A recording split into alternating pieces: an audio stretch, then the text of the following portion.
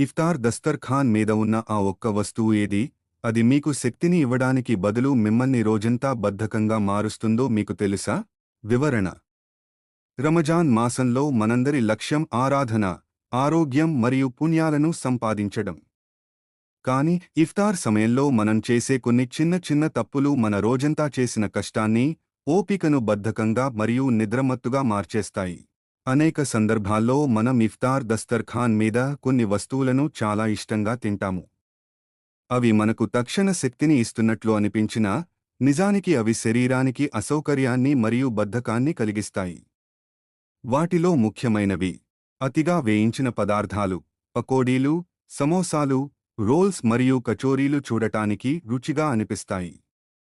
కానీ వీటిలో ఉండే కొవ్వు, ఫ్యాట్ మరియు కార్బోహైడ్రేట్స్ వల్ల జీర్ణక్రియపై భారం పడుతుంది. దీనివల్ల రక్త ప్రసరణ మొత్తం జీర్ణ వ్యవస్థ వైపు మళ్లుతుంది. ఫలితంగా మెదడుకు రక్త ప్రసరణ తగ్గి మీకు బద్ధకం మరియు నిద్ర వచ్చినట్లు అనిపిస్తుంది. అధిక చక్కెర కలిగిన పానీయాలు, మార్కెట్లో దొరికే షర్బత్లు లేదా ఇంట్లో తయారుచేసే తీయని పానీయాల్లో చక్కెర శాతం చాలా ఎక్కువగా ఉంటుంది. ఇవి రక్తంలోని షుగర్ లెవెల్ను ఒక్కసారిగా పెంచి అంతే వేగంగా తగ్గించేస్తాయి. Sugar crash. దీనివల్ల మీరు వెంటనే అలసటగా మరియు నిస్సత్తువగా మారిపోతారు. మరి ఇఫ్తార్లో ఏం తినాలి? సున్నతెనబవి మరియు ఆరోగ్య సూత్రాల ప్రకారం మీ ఇఫ్తార్ను ఖర్జూరం మరియు నీటితో ప్రారంభించండి. ఇవి మీకు స్థిరమైన శక్తిని ఇస్తాయి.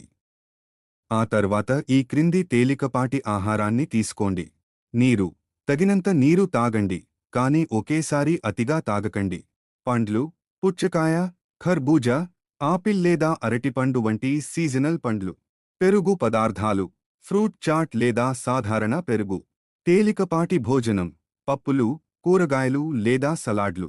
ఆరోగ్యకరమైన ఇఫ్తార్ మిమ్మల్ని రోజంతా ఉన్న బలహీనత నుండి కాపాడటమే కాకుండా తరావీహ్ మరియు ఇతర ఆరాధనల్లో ఉత్సాహంగా ఉండేలా చేస్తుంది. ఈ రమజాన్లో మీ ఇఫ్తార్ అలవాట్లను గమనించండి మరియు మీ ఆరోగ్యానికి కూడా ప్రాధాన్యత ఇవ్వండి.